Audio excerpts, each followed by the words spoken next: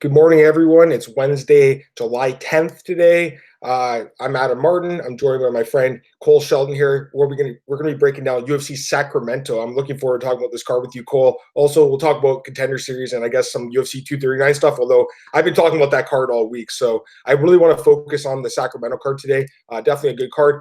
First and foremost, guys, follow me on Twitter at MMAOB, and this podcast is available at MMAOddsbreaker.com. Please like, share, and subscribe. Cole, tell the people where they can find you, and we'll plug our stuff at the end of the show. You can find me on Twitter at ColeShelton91. All right, there you go. All right, cool. So we're going to be talking about UFC Sacramento. We have full odds for this card. There are 12 fights in this card. I'm just pulling up the opening odds. Give me one sec, guys. Cole, just initial thoughts while I get everything ready. It's like a solid card, solid matchmaking. I'm surprised Urijah Faber is in the main event. But I think it was because he didn't really want to be it. But main event, like Ladd Durandamy, is it a quality main event? It's up in the air, but it's a really good fight. Like that should be that is a number one contender fight. It might not be if Ladd wins, given they might want to give her another fight before Nunes, but it's just a really solid card all around. Basically a team alpha male versus everyone else kind of card. Yeah, I feel kind of the same way. It's definitely good matchmaking. A lot of the odds are really close for this card. Give me 1 second. I'm just having a problem finding the event page. 1 sec. But yes, it's going to be a good card, I think. Look at the odds, Cole, which you obviously have been looking at. Most of the fights are like minus 100 area. There's like 2 or 3 favorites over 200. So good matchmaking here, I think. All right, let's get right into it. We'll start with the first fight on the preliminary card. It's a bantamweight bout between Vince Morales and Benito Lopez. So the opening odds actually had Benito Lopez at minus 265 with Vince Morales at plus 185. The odds have since flipped, and now Vince Morales is actually the favorite at minus 140 with Benito Lopez as the dog at plus 120. Cole, who do you like in the first fight on UFC Sacramento? This is a really good card, or really good fight. Sorry, Benito Lopez, he's obviously coming off that tough loss to Manny Bermudez, but that is not a bad loss. Manny Bermudez is a really good prospect. Morales, he's beat Ayman Zahabi and UFC Ottawa, and then before that he lost to Yadong Song, who we just saw at UFC 239 what he did. But this is a fight I favor Benito Lopez in this one. I think they're both similar, and they both have knockout wins, both a submission win, so it's really evenly matched. And this is a fight where whoever wins this will get another, not a ranked guy, but like a fairly named guy, as they're trying to build both these guys up in the bantamweight division. And secretly, bantamweight has become one of the top divisions in the UFC, especially with these guys, Manny Bermudez, all that. I think this fight goes the distance. I think Lopez wins this fight. I like Lopez too, man. And honestly, I think he's going to be a prime pick because I think the odds are wrong now. I think he should have opened as a favorite, which he did, and I think he should still be the favorite. I'm not really sure why everyone's been betting on Vince Morales here. I haven't really been impressed with him. Yeah, I know that Benito Lopez is coming off a loss to Manny Bermudez, but I don't know about you, Cole. I think Manny Bermudez is one of the top prospects at 135. I mean, there's so many guys at 135 now. Yadong Song, Petr Yan. There's so many guys coming up. I think Benito Lopez could be just a little bit step below them, but I don't think he's that far back. He's only 25 years old. He trains a team alpha male. I think he's looked pretty good in the UFC so far. He had that good win over Albert Morales in his debut. That's not an easy fight for debut. And then he lost to Bermudez, but he also has a win over Steven Peterson on the Contender series. And also he beat Journey Newsom back in King of the Cage. That guy's in the UFC now. He didn't look too bad in his debut. Then he's taking on Vince Morales here, like you mentioned. The Ayman Zahabi fight. I honestly didn't. I mean, I thought he won, Cole, but it wasn't impressive at all. It was just a terrible fight. I think it was more Zahabi losing the fight rather than Morales winning. And yeah, he lost to Yadong Song. That's not a bad loss. That guy's really good and went the distance with him, so that's not that bad. But I don't know. Even in Contender series, he lost to Domingo Pilarte. We'll see what happens in his UFC debut. But overall, I don't know. I just haven't been too impressed with him. He's only 28, so he's pretty young. But I like Benito Lopez here. So we're both we're starting off the card with the consensus dog here. Benito Lopez plus 120. I see some value there personally. Next up, we have another bantamweight fight. There's so many on this card, Cole. There's 5 or 6 bantamweight fights. According to Best Fight Odds, it's Best Fight Odds has it Martinez and Ping Wan Liu, but Tapology has it Vida Renato Lopez Souza. Excuse me. Who do you have on your? What are you looking at, Cole, for the second fight? I see Souza versus Van Buren. We'll do that one then. I guess Best Fight Odds has the bout order wrong, which is not surprising. But all right, women's strawweight fight. We'll skip that Ping Wan Liu fight till the next fight. Women's bantamweight bout. We have Livia Renata Souza against Brianna Van Buren. This is an interesting fight here. Livia Renata Souza opened at -170. Brianna Van Buren opened at +130. Currently, Brianna Van Buren is -115. Livia Renata Souza is -105. So the odds again have flipped with the underdog Buren now the favorite. Slight favorite, but still the favorite. Cole, who are you picking in this one?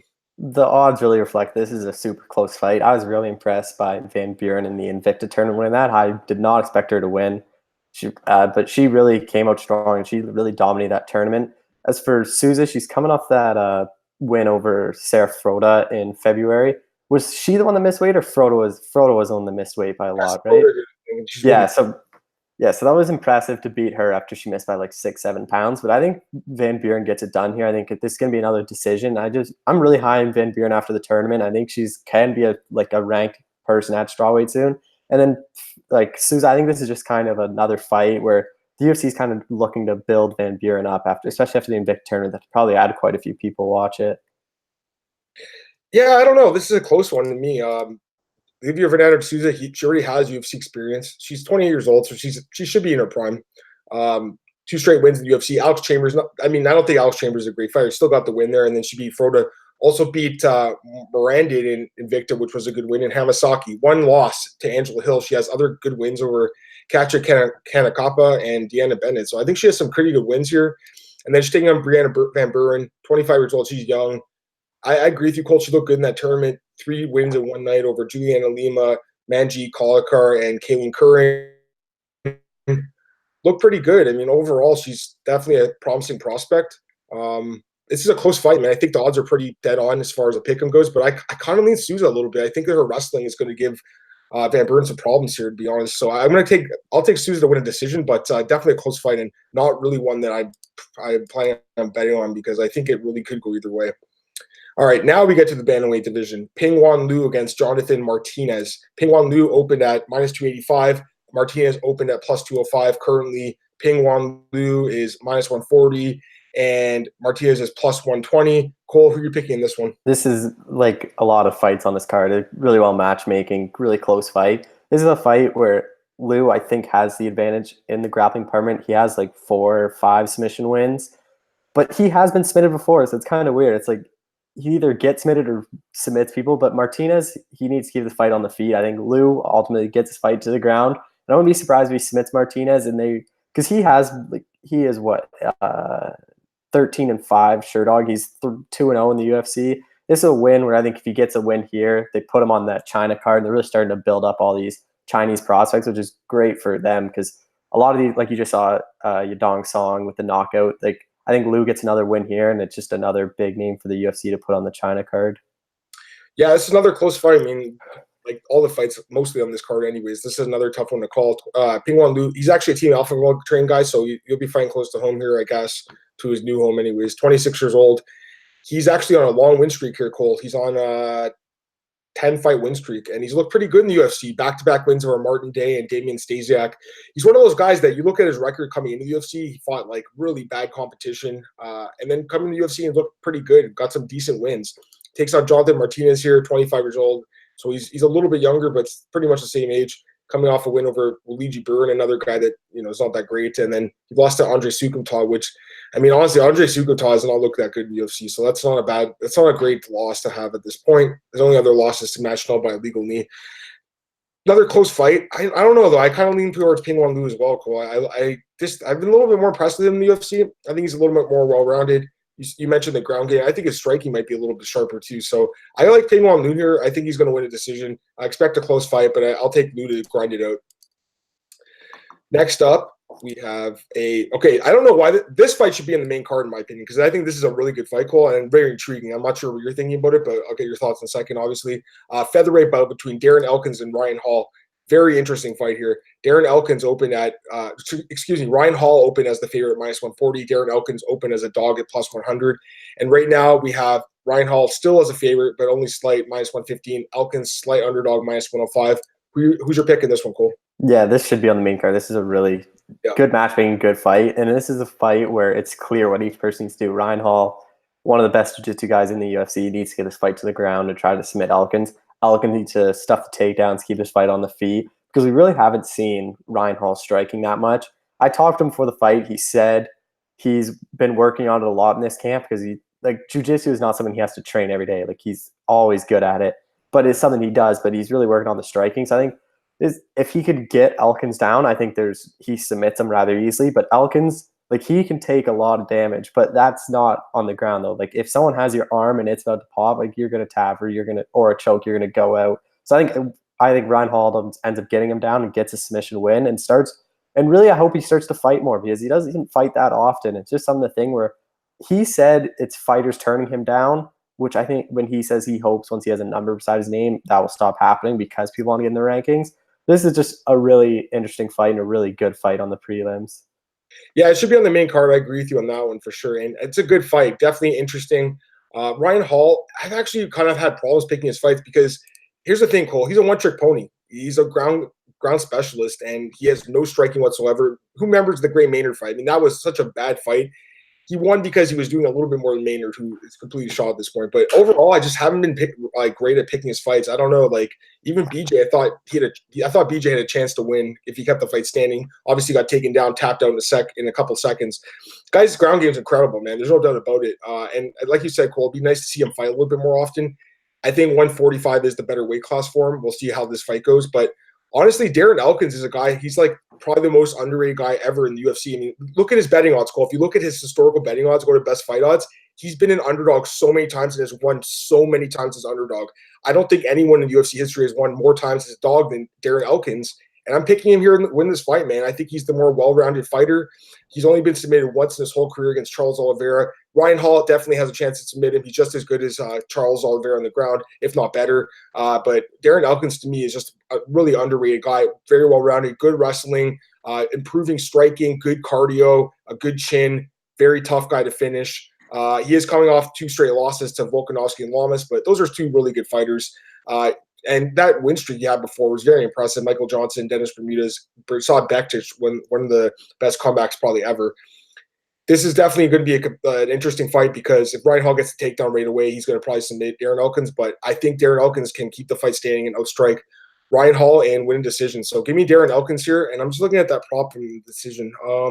Elkins by decision plus 235. I don't know. I'd rather just take him straight up because I think he could win by stoppage maybe too. So we'll see what happens in this fight, Cole, but we're definitely on the polar opposites because I like Elkins quite a bit here. Next up, we have – this is another interesting – I mean, I've said that a bunch of times, but this one is kind of interesting. Juliana Pena taking on Nico Montano, women's bantamweight bout. We have Juliana Pena opening as a minus 155 favorite with Montano plus 115 at open. Since then, Juliana Pena's minus 165, Montano plus 145. So a little bit more action coming in on Pena, but the line's held pretty steady. Who's your pick in this one, Cole? Yeah, this is a really intriguing fight. Montano at bantamweight, it should be interesting. And Juliana Pena back from what? She hasn't fought since 20. Yeah, when she lost to Shevchenko. But Montano, like everyone gives her slack for not making the fight to Shevchenko, but she was one of the best flyweights. Like she won the tough tournament. She beat Roxanne Modafferi, who's a top 15 flyweight. At bantamweight, I'm really interested to see how she looks because obviously the weight cut has been an issue, and that's why she couldn't make the Shevchenko fights. I think at bantamweight she'll be better. And they're both coming off the long layoff, so it's kind of interesting fight. Like I think Montano gets it done. I think she just wins a decision and gets a really an important win in bantamweight, and really hopefully can start fighting more often. Yeah, this is a really close fight, and I wouldn't bet on this fight personally because I think it could go either way. I think a lot of people sleep on Montano because they don't like her because she's missed weight and she's been kind of unprofessional, to be honest with you. Missing weight, just not fighting very often, lost her belt because she couldn't make weight, had some problems with USADA. But I think she's a good fighter, Cole. She looked amazing on the show. Ran through Barbara Ponchak, Montana De La Rosa, and Lauren Murphy. She also beat Modafferi in the final. And if you look at her fight metric stats in that fight, I mean, dude, she had almost 200 significant strikes. So she had a great performance there. She's a good fighter. Got some decent experience. I think she's a quality fighter, man. And she's only 30 years old, so she's still relatively young. But the layoff definitely, she hasn't fought in almost 2 years now. That's something to consider. But again, Pena coming off a long layoff, like you mentioned, Cole. She's 29, so she's pretty young too. She had a layoff for a different reason. I don't think it was for injuries. I believe she had a child, so it was more of a pregnancy type of layoff, which is interesting. We'll see how she returns. You see a lot of fighters, like people talk about Donald Cerrone. Oh, he had a kid and now he's motivated. What about Juliana Pena? She should be even more motivated, if anything. Like, the kid came out of her. So I don't know. This fight could go either way, but I'm kind of leaning Pena just because she's more proven in this division at 135. She's looked good in the UFC for the most part. One loss to Shevchenko is not a bad loss, Cole. And you know what? She actually looked good in that first round of that fight. She used her just grinding ability to win that first round. Then she got submitted. Shevchenko's amazing. We all know that. But, she has some good wins. Jessica Ai, Katzengano. She has some good wins in her career. Close fight. I think Montano could surprise here. I'm not going to bet on Juliana Pena, but I'll take her to win the decision. I think it's going to be an interesting fight and definitely a close one to call.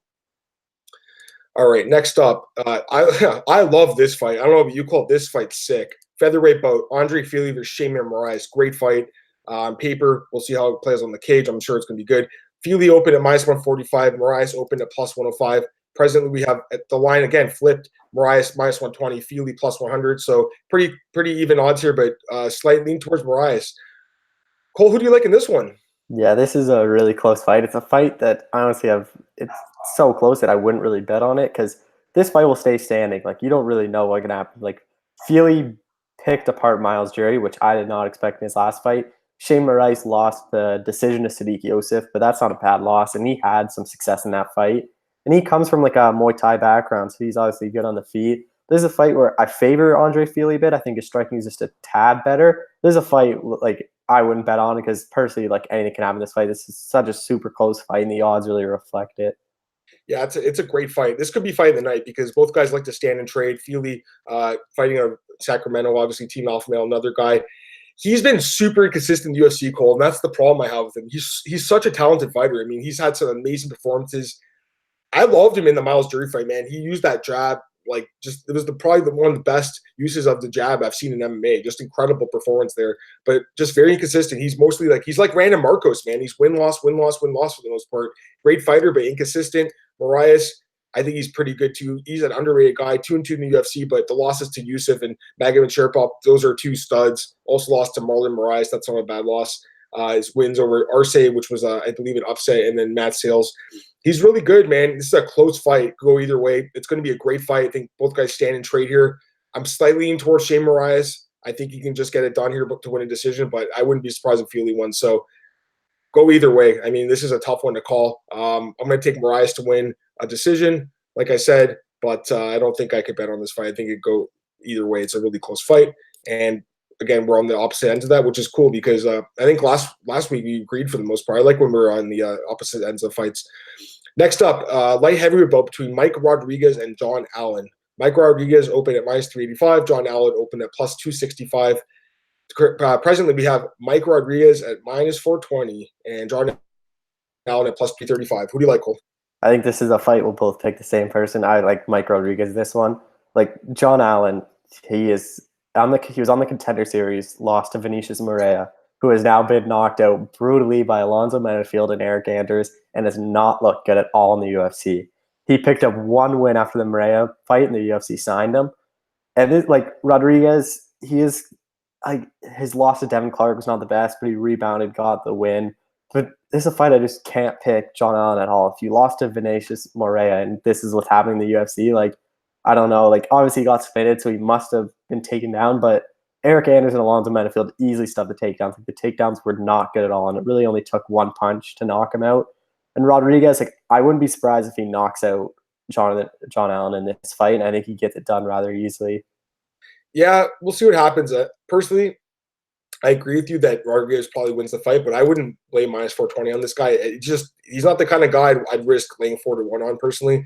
1-1 in the UFC, lost to Devin Clark, and then he looked good against Adam Milstead. I think he actually retired Milstead, so that was a good win. He also had that really good win in the Contender Series 2 years ago where he won by flying knee. Just hasn't been fighting that often, kind of once a year, which is not, I guess twice a year last year, but I'd like to see him fight more often. John Allen, yeah, the fight with Moreira, that's not a good loss to have at this point, but look at his wins, Cole. He's won almost all his fights by knockout or submission. So this guy finishes fights, 26 years old. He is the younger guy here. Another one of these future FC guys, Lucas, man. That guy with the hair that was on Contender Series? Yeah, he's killing it, man. He's got a lot of young prospects. I think this isn't one of his guys, but he was fighting on the future FC card, which Lucas promotes. So he fought 2 weeks ago, Cole, and won by knockout. So he fought 2 weeks ago, man. That scares me a little bit. This guy's hot right now. I'm going to take Mike Rodriguez. I'll take him to win probably by stoppage because it is a light heavyweight fight, but I would not bet on this fight. I think that there's definitely a chance for an upset because it's light heavyweight, and you never know this guy. He might come in here and surprise us all. All right, next up is, okay, there's another interesting fight. Middleweight bout between Cesar Ferreira and Martin Vettori. Martin Vettori opened at minus 170, Ferreira plus 130 at open, and presently Vettori minus 150, Ferreira plus 130. Cole, who's your pick?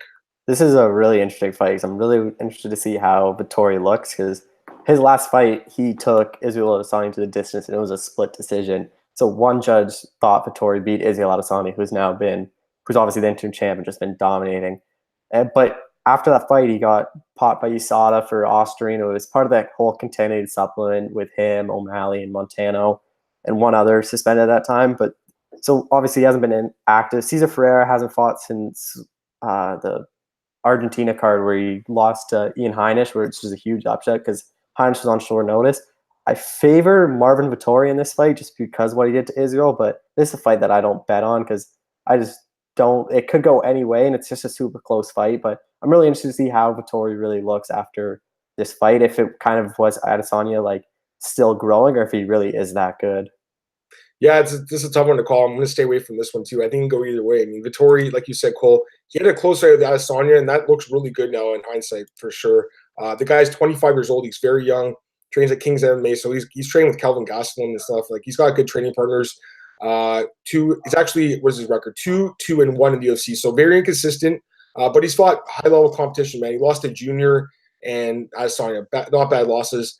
Wins over Uda and Miranda, those aren't great wins. Those guys are not in the UFC anymore. And then he had a draw with Akhmedov, who's looked okay lately. So he's had an okay run in the UFC, but he's super young, and I think he's got some potential. Then he's taking in Ferreira, who I think Ferreira is a little bit underrated at times because he's got such a bad chin. He's been knocked out so many times, but he is 34, so he's should be on the downside of his career. He lost to Ian Heinisch in his last fight. His cardio really failed in that fight. He was winning and then just got tired. We know now Heinisch has got really good cardio, so can't hold it too much against him because prior to that, he was on a nice roll. He had won 5 of 6. Cole, he's got back-to-back wins over Jack Hermanson and Anthony Smith. I mean, those are huge wins, way better wins than Vettori's ever had. Submitted Jack Hermanson. That win looked really good right now. Jack Hermanson's a beast. So, and he also submitted Thiago Santos, man. He's got some great wins, and there's no doubt about it. He submitted 3 of the best guys in the world right now in the past. So, or he didn't finish Anthony Smith, but still, he won a decision over him. I don't know, Cole. Honestly, I think the odds maybe should be a little closer. I think it's a true pick-up fight in my opinion. You can go either way. Ferreira, 34 though, that doesn't help, and his chin definitely scares me. Vittoria's got more upside here, so it's a tough one to call. Honestly, I think there is more value as a dog on Ferreira, but I'm going to slightly lean towards Vettori, and I don't feel good about it because I think he might lose this fight, but I'll take Vettori. Maybe you can catch him on the chin. Maybe you can just stuff the takedowns and outstrike Ferreira. But this is a close fight, Cole. And again, I think Ferreira, like, look at his record. It's underrated, man. He's got good wins on his resume, way better than Vittori's ever had. But again, at some point you have to fade this guy because that chin you can't trust. So Vettori, but it's not a confident pick by any means. Next up, another middleweight bout, Carl Robertson taking on Wellington Turman. Great name, Wellington. Love that name. Carl Robertson opened at minus 155. Wellington Turman opened at plus 115. Currently, Robertson minus 225 and Turman plus 185. And I believe this is another one of Lucas's guys. So another one of the future FC guys. Who's your pick in this one, Cole? Well, just first before I get into it, like I would rather see Elkins Hall on this spot, and I would rather yeah. But this is a fight. Carl Robertson, his last fight, short notice against Glover Teixeira at light heavyweight, and he almost knocked out Teixeira. Like he was landing those elbows, ground and pound, and then he ended up getting submitted. It was submission. Yeah. But before that, he beat Jack Marshman. He lost Cesar Ferreira. But then, if you look, he submitted Darren Stewart, who was not a bad middleweight, and he knocked out Ryan Spann in 15 seconds, who's a really good light heavyweight. Wellington Turman, I'm interested to see, he's a future FC guy. He fought in April, I think April or May it was, and he got a first round submission win. This is a fight where Robertson needs to keep the fight on the feet, I think. And I think he does. I think he just picks apart Turman, but I think it's going to be a really interesting close fight. I think Robertson gets done by decision. Yeah, and this is another example of why I just don't think this is a good card as far as betting goes. There's just too many close fights that can go either way, and I think this is another one. The odds to me are a little bit too high for Robertson. This guy has just been very inconsistent in the UFC. 2-2 record, like you mentioned, Cole. He has that good win over Stewart in the UFC and Spain on the Contender series, but man, the ground game worries me a lot. Teixeira and Ferreira losses definitely worry me. The guy's a good striker. I believe he fought for Glory before, so he's definitely a good striker. But the ground game definitely worries me. And then he's taking on Turman. He's only 22 years old. He's super young. I watched the last fight against Marshall Alexander Jr. That's Leo Jr. He used to fight in the UFC, and he basically took him down like immediately and submitted him. So it was a really good performance, actually, and I can see why that they signed him. I don't know, Cole. I think it can go either way. I'm going to take Robertson to win decision, but there's no way I bet on this fight, and I was very tempted to pick Wellington Turman. I think he could definitely pull off the upset. I think there's going to be a lot of upsets in this card that we might not even see coming, and this could be another one. Don't be surprised if Wellington Turman takes down Robertson and submits him in the first round. Don't be shocked at all. Having said that, I'll take Robertson just because he's a little bit more proven in the UFC, and I'll just take him to win decision. Next up, this is another great fight. Love this matchup. Probably one of my favorite fights in the card. Featherweight bout between Josh Emmett and Mirsad Bektic. Mirsad Bektic opened at -185 with the comeback on Josh Emmett at +145. Currently, we have Mirsad Bektic at -165, Emmett at +145. So the line's just tightened a little bit, but definitely a close fight as well. Cole, who's your pick in this one? Well, this is another fight. This could easily be fight of the night. This is such a good fight. Good match. Emmett coming off that incredible knockout over Michael Johnson, like knocked him out cold. You don't really see that much featherweight. He has incredible power for featherweight. Bektic has looked really good at featherweight. Like his lone loss is Darren Elkins, where that was like the comeback of like maybe ever. Like he was dominating that fight. But this is a fight like Bektic just doesn't fight that often. Like he only fights like once a year, which kind of scares me. Emmett's been in there. Obviously, he had that time off after the Stevens one because he had like a bunch of face like injuries and broken bones in his face. But this is a fight where it's super close, but I favor Bektic. I think Bektic is the better all-around fighter. But Emmett's power, like if he just lands one shot, like it could be night over for Bektic. So this is a super close fight, but I just favor Bektic because I think he's just a bit better all around. Yeah, great fight for sure. I love this matchup as well. Man, it's another fight can go either way, but I'm kind of leaning towards Josh Emmett as a dog here. Fighting close to home, team alpha male guy. Just, for me, it's just a knockout power, Cole. That win over Johnson just really showed me a lot about this guy. I wasn't completely sold on him, even with the win over Lamas because he did miss weight there. But the win over Johnson to me was like, wow, this guy does have serious KO power. And he came off a long layoff and did that. So that was impressive, man. Bektic, another, like you said, Cole, doesn't fight it enough, man. I don't know what's going on with him. He hasn't fought in over a year. I don't like that. He's good. Don't get me wrong. He's really good. I've bet on him almost every one of his fights, except for the Darren Elkins fight, where I actually had Elkins. I think he was like +500. He was a huge underdog there. Everyone counts out Darren Elkins. Look what he does. I don't know. We'll see what happens. I mean, he was dominating that fight, got tired and got knocked out. I just don't really trust his chin. I don't trust his cardio, man. So we'll see what happens here. But I'm going to take Josh Emmett. I think he can knock this guy out. The odds on Emmett by inside the distance, +300. I might maybe just go with the straight up +145. But I do think Emmett can win this fight. So I'll take Emmett as an underdog here. It should be an interesting fight, though. I love this matchup. All right, here's a fight that, according to the odds, is, I believe, besides the Mike Rodriguez John Allen fight, this is the second biggest odds on the card. Ricky Simone taking on Urijah Faber. Ricky Simone opened at -195. Faber opened at +155. Since then, all the action's coming in Ricky Simone, Cole. -345 for Simone, +285 for Faber. Who's your pick in the co-main event? Yeah, I agree with the odds. I think Ricky Simone wins this. I don't really know why Faber's returning. Like he has enough. It's not like he's broke. Like he has team alpha male. He's doing some real estate, I saw, but like Simone is the guy the UFC is obviously trying to build off of Faber. Like he is really good. That win over Randy Yaha at 234, that really impressed me. Like he dominated that fight against Yahu, who was a top 15 guy. And this fight, like Simone, it's kind of interesting. So when I was talking to him, he was supposed to be on his honeymoon right now, and he basically told his wife, he's like, I got to beat this legend, this Hall of Famer up. Like, I'm going to beat this guy up. We'll win $50K, and I'll take you on a better honeymoon. So his wife agreed to it. But this, like, I think Simone gets it done. I don't know if he'll be able to finish Faber. I think it'll just be a dominating performance. I think he'll keep this fight standing and just really pick apart Faber, similar to what he did to Randy Yaha at 234.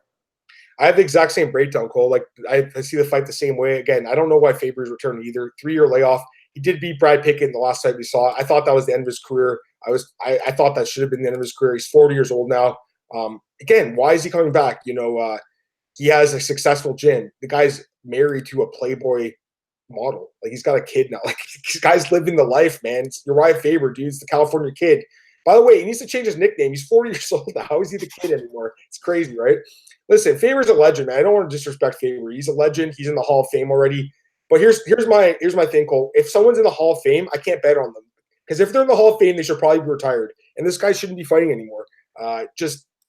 He's fighting a young stud in Simone. It's a terrible matchup, I think, for Faber. I like Simone a lot in this fight. Yeah, the odds are high, but he's going to win this fight, man. Simone, 26 years old, 14 years younger. He's on an 8-fight win streak. He's looked just incredible in the UFC. The win over Valashvili, some controversy there. Still a good fight, though. Montel Jackson, a dominant performance. And then Ronnie Yahya, I picked him apart. And against Yahya, I actually believe he was the underdog. It's got to double check that. But I think he closed as a dog or something close to it. Yeah, he closed as basically a dog in that fight, which makes no sense. And he was a prime pick for me in that card. I remember that. I was like, how is he a dog against Ronnie Yahya? I like Yahya, great ground game, but Ricky Simone, just a well-rounded guy, man, and so young and so talented. So many prospects at 135 now, Cole. This is another guy. Guy's a stud, man. Give me Ricky Simone all day. And I'm like you, Cole. I think he wins the decision because Faber's super tough, very hard to finish. He has been knocked out a couple times. I don't think Simone's going to do it. The prop on Simone by decision, minus 140. So, honestly, it's probably just better just to parlay him. Even though it's minus 345, I think he wins the fight. I don't see Faber winning this fight. He's my most confident pick on the whole card, to be honest with you. I think Simone wins for sure, and Faber probably retires again after this one. I think Simone's going to retire him again. So, we'll see what happens, but I like Ricky Simone. Last fight in the card, main event of the evening, Aspen Ladd against Jermaine Durandamy. Aspen Ladd opened at minus 130, GDR opened at minus 110, and presently Aspen Ladd minus 165, Durandamy plus 145. So most of the early actions come in on Ladd, although I expect some action to bounce back on Durandamy before the fight on Saturday. Cole, who's your pick in the main event of UFC Fight Night 155? This is a really interesting fight because Aspen Ladd will probably look to try to use her wrestling and use that vicious ground and pound that she has, which TKOs a lot of people that way. But her last fight against Sahara Eubanks looked really good in that fight and almost won. Like, it was tied going to that third round. And Durandamy, like, she comes from that kickboxing background. She'll look to keep the fight on the feet, and she has some good wins. Like, she's beat Holly Holm at featherweight, though. She's beat Raquel Pennington in her last fight. But I really like Aspen Ladd. I'm really high on Aspen Ladd. I think she gets it done. I don't know if she'll finish Durandamy. If she does, it will be like late, like 4th, 5th round TKO. But I think she gets it done and just gets to 9-0 and really could be fighting for the title next. Yeah, this is a really tough one, I think, but at first anyways. But the more I thought about it, Cole, I think Ladd wins too. 24 years old, man. She's so much younger. She's 11 years younger. GDR is a stud too. Like, I think she gets a lot of flack because she ducked Cyborg. Let's be honest. That's what happened. She didn't want to fight her. She has her reasons. She's a stud though, man. She's a really good fighter. She has an incredible striking attack. 5-1 in the UFC. One lost to Amanda Nunes where she got taken down and beaten up. And I think that's the blueprint to beat her. Take her down and beat her up, because if this fight stays in the feet, Cole, she will lose the fight. She will not outstrike Aspen Ladd. I do not see that happening. I do think Aspen Ladd can get a takedown though, and I think her ground game is phenomenal. Her ground and pound is vicious, good submissions, undefeated. I said the other day on Twitter that Nunes is cleaning up the division out. That's not true because Ladd's still out there. She's still undefeated. She goes out there and beats GDR. If she knocks GDR out, she probably slides in next in line for a title shot, although I guess they're looking at the Cyber rematch. Anyways, we'll see what happens. But you know what, Cole? I've been nothing but impressed with Aspen Ladd, man. I've been betting on her, and I don't think I should stop here, even though I do think GDR matches up decently if the fight stays standing. So we'll see what happens. I mean, I've been wrong with GDR's fights in the past. I thought Holm would beat her, and I thought that I remember even Pacheco. I thought she'd beat her too, but she beat them, and she beat them impressively. Well, I guess Holm was a close fight, but still, she's a championship fighter, man. But again, 35 years old. She's not a full-time fighter. She's a police officer, so that kind of worries me a little bit too. She's not training full-time. Aspen Ladd's all in, man, and I got to take Aspen Ladd. Give me Aspen Ladd, and I'm going to take her by TKO because I think she's going to stop her on the ground with ground and pound. So that's my pick in the main event of UFC Fight Night 155. So for the most part, I think our picks were similar, but there were a couple fights in the prelims, Cole, where we differ. Excuse me. So good card, man. Lots of tough matchups to call, and I thought the last card was relatively easy to pick. This one's tough, man. I wouldn't be surprised if I was like a 500 record on the picks for this one. I'm hoping I'm perfect to go 12-0, but just being realistic here, this is a tough one to call. We'll see what happens though. I'm excited for this card. Okay, so a couple other things we'll talk about and then we'll get out of here, Cole. Contender series. Did you watch it last night? Yeah, I did. All right, so man, what a card, eh? As far as Contender series goes, Cole, that was probably the best episode I've seen maybe ever. It was a fantastic card. I already talked about the card on the earlier podcast, so give me your thoughts on Dana White giving out 5 contracts and just the performances of all the 5 guys that got the deals. Well, I was in the Sherdog chat, like just talking about the card, watching it, and I'm like, after every fight, I'm like, oh, he deserves a contract. He deserves a contract. He deserves a contract. But then I'm like, Azera didn't get the finish. Like I can see Dana White not giving to him. But then I'm thinking, I'm like, I don't think Dana White's ever given everyone a contract. I'm like, this could be like, because every fight was incredible. Like Jonathan Pierce, really, like that was an incredible fight. Chocolo, I did not expect him to win. I thought Berg was going to win. Selecki, that was a good fight. But like all those guys show promise, and they have like obviously some are better than others. But I was surprised Dana White gave all 5, but at the same time, I'm really not, because all of them did what Dana White has said in previous episodes. Like you come in for the finish, like you look to dominate this fight, you look for the finish at all times. Even though Azera didn't get the finish, like he dominated that fight and he was searching for a finish. It was just probably the best Contender Series show like ever they've ever done, and really good to get the momentum back for the first 2 weeks where it, like especially that one cover, there were no finishes. Like it was a great way for them to rebound heading into next week as well. Yeah, I agree with that. I mean, the last card wasn't that good. This one was very, very impressive. As far as the contracts go, I think that the 4 guys got finishes. They were pretty much shoo-ins. Even Azure, I mean, he had a dominant performance, Cole, but I honestly don't know if I would have given him a deal because that division's so stacked.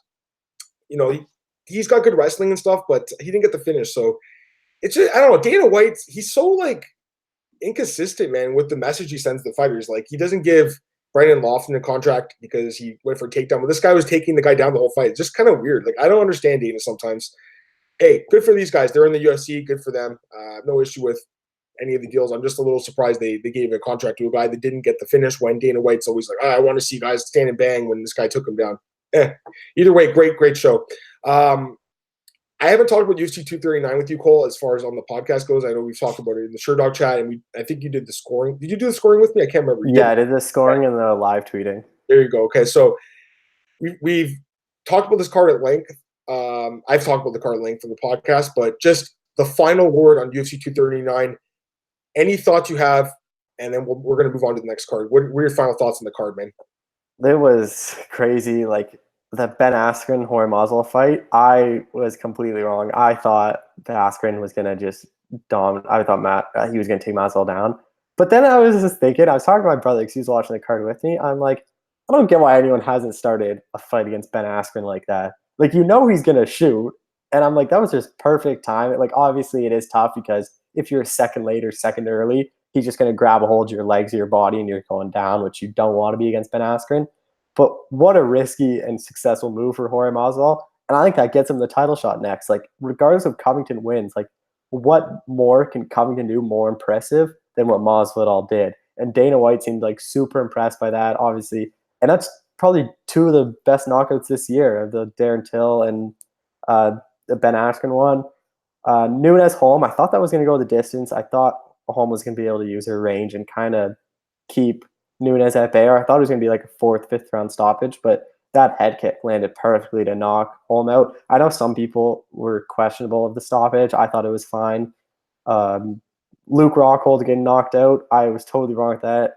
Good for you to pick Blachowicz, but I thought Rockhold would have just done better at light heavyweight. I thought his chin would have held up better. But in hindsight, like he was getting knocked into 185ers. 205ers have better power. And this was very similar to the UFC 199 where just overlooked Michael Bisping. He overlooked Jan Blachowicz, was just totally looking towards John Jones and got knocked out.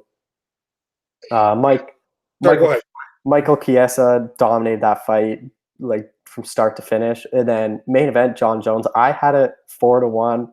It could have been 3-2. Like it really, any scorecard 3-2 Santos, 4-1 Jones, I would have been totally fine with. Like some rounds, I'm literally like sending in my score. I'm like, I don't really know who won this round. Like it was so close, but I don't get why Dana White thought it was like a blowout, like 5-0 for Jones, and Santos wasn't even in that fight. That was a super close fight. Like my 4-1 does not really reflect that, but that was 5 rounds of super close. It could have went to anyone. Yeah, well, great card. I mean, first and foremost, we were talking about the whole night. We were just like, whoa, like this card's sick. Like that's knockout. It was sick. I think it's just amazing that Thiago Santos was able to go the full 25 minutes with John Jones on a blown out knee. The guy blew his knee out, Cole. Both his knees. He's just completely screwed now. He's going to be out for a year. So that pretty much wipes out any thought of a rematch, even though Dana White came out and said right away, oh, John Jones dominated this fight. He did not dominate this fight, Cole. I know you had a 4-1, Cole. I had a 3-2 for Santos. There's a lot of people that had a 3-2 for Santos. You know, I'll be honest. I felt bad when I said it. I was like, guys, I actually have a 3-2 for Santos when you both had a 4-1 Jones. But hey, there was other journalists out there that had it for Santos as well. So I don't feel too bad now. I just thought he did a little bit more damage, and I thought he won the decision. But not surprised Jones won. It was a great fight. But yeah, I mean, I think Santos, his stock goes through the roof after this, even though he lost. Just a very gutsy, gritty performance.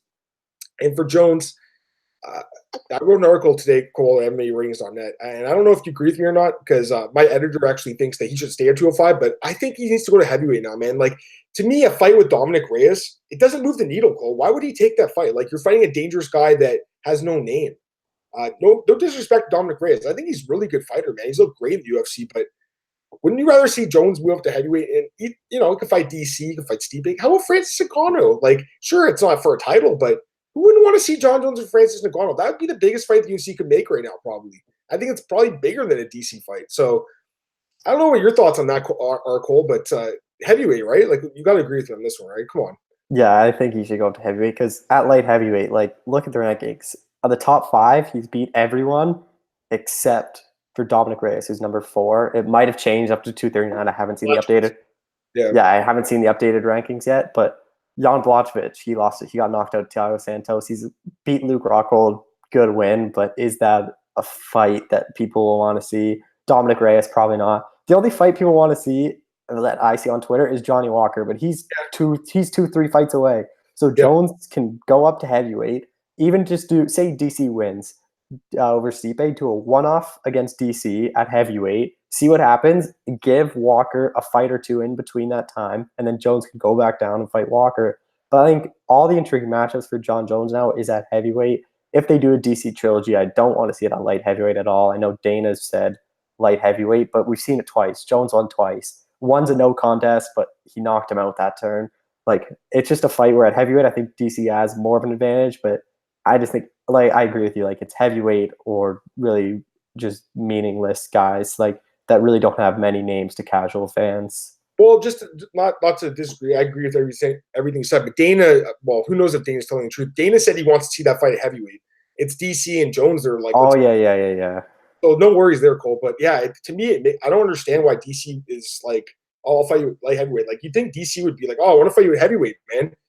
That's a little bit more intrigued to the fight, in my opinion. But again, DC's got to get by Stipe, Cole. And Stipe is a motivated man right now. I would not be surprised if he won that rematch. We'll see what happens there. And then who knows? If just say Stipe beats DC, then you might see a trilogy fight. I don't really know. I don't know. I feel like Jones versus Ngannou is the fight to make, man. I know it's not for a title, Cole, but like, that's the fight that really like intrigues me as a fan. Like, you got the best fighter in the world against the guy who's the hardest puncher probably ever. So to me, that's an intriguing fight. I mean, if Jones doesn't fight smart, if he doesn't go for takedowns, like, I don't even know why he fought the way he did in Santos. Like, he didn't go for takedowns. It was so weird. Just stood and traded with a guy that was kicking his legs out. Weird, very weird performance by John Jones. You know, a lot of people are saying he's on a decline. I don't agree with that, Cole, because if you look at the Alexander Gustafsson fight, he brutally smashed him in the face, just destroyed him, took his soul probably. So I don't think he's on a decline. Just I think Santos had a good performance. Just getting to the other fights quickly. Nunez looked great.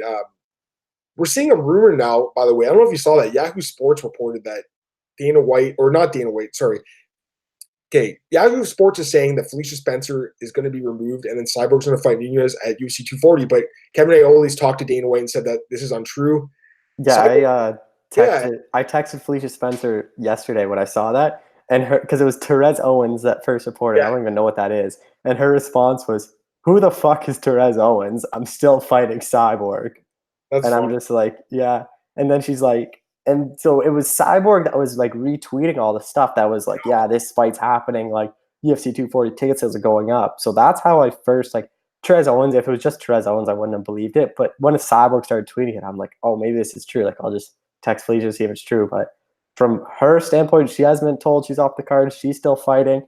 And it would be a really late change, like 2 weeks for that to build up that fight again. Like I don't think they do it. I think they hope Cyborg wins, they can re-sign her and then do the rematch, because that's a fight that deserves to be built up properly, and to build up in 2 weeks really doesn't do a whole lot. But again, that card is not very good, so it would need it would really beef up that card. It would. I mean, that card's is that a pay-per-view worthy card? I don't know, Cole. I mean, you got Marc-Andre Barrios opening the card. Like, I don't understand what their like obsession with that guy is. By the way, he didn't look too good against Andrew Sanchez. Now he gets a main card on the pay-per-view against Jotko. Very weird. Anyways, as far as the card goes, yeah, the Masvidal thing, we saw that already. We talked about that at length.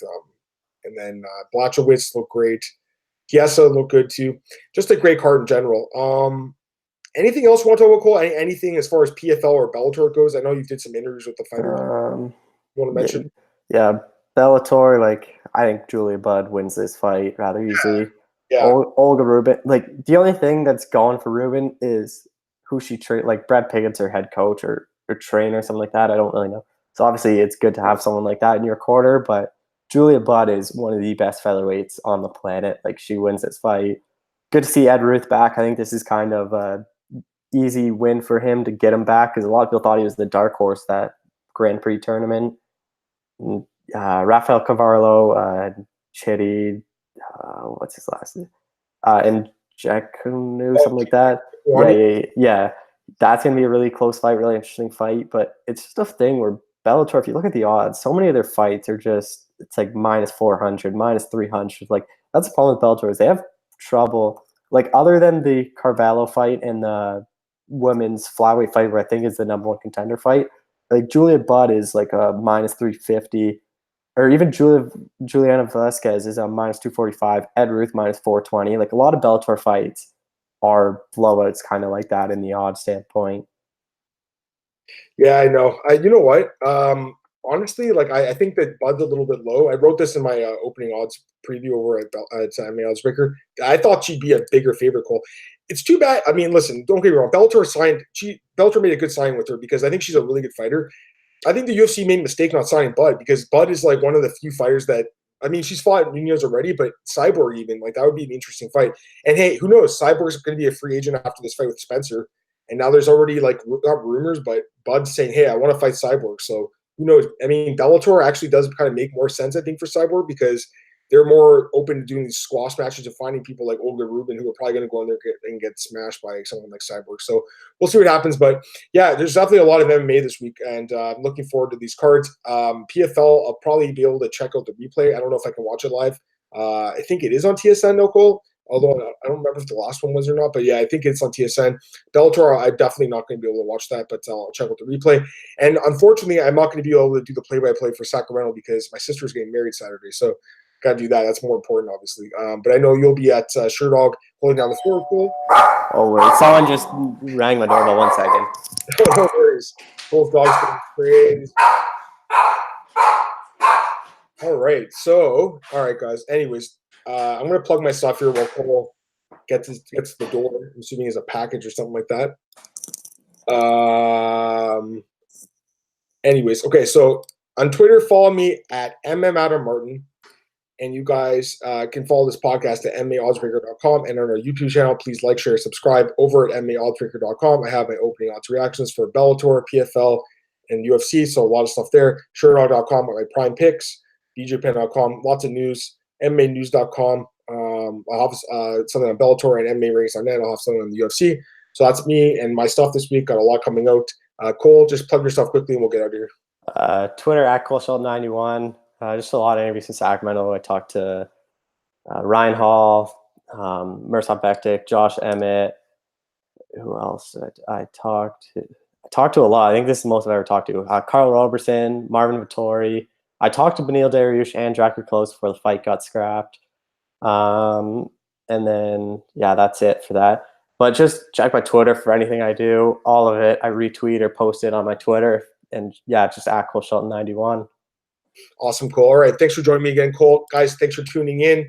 And me and Cole will be back next week to break down what card is it? Oh, San Antonio. San Antonio, yeah. So we have odds for that already. But this weekend, UFC Fight at 155. Guys, I hope you enjoy watching the card. Should be some good fights. And I'll talk to you guys tomorrow morning with the new podcast. And Cole will be back next week with me talking about UFC San Antonio. Have a great day, guys, and I'll talk to you guys later.